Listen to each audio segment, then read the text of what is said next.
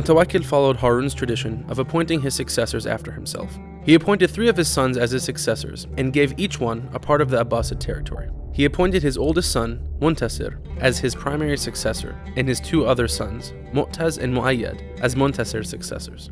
However, later he decided to replace Muntasir with Mu'taz as a sign of love for Mu'taz's mother. Muntasir did not accept to give up his position, and as a result, his relationship with his father deteriorated.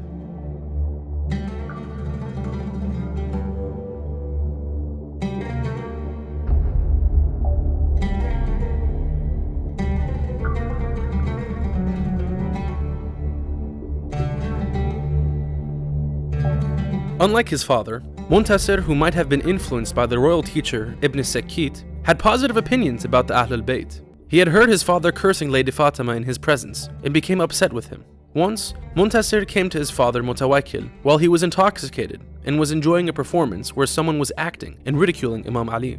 Muntasir objected to his father about holding an insulting performance on Imam Ali and reminded him that they all belonged to the Prophet's tribe of Banu Hashim. Mutawakkil responded harshly to his son and insulted him using shameful words. This insult triggered Muntasir to act against his father. He conspired with a group of Turk leaders to kill his father. The Turks were motivated for this plan as they feared losing their influence in the government due to Mutawakkil's prior decisions to reduce their power. Thus, one night Muntasir came to his father with a group of armed Turks and they killed Mutawakkil and his minister, Fath ibn Khaqan. This incident shows the significant amount of power that the Turks had in the Abbasid government, to the extent that they could kill and replace the Caliph. As a result, the next Abbasid caliphs were practically powerless compared to the Turks.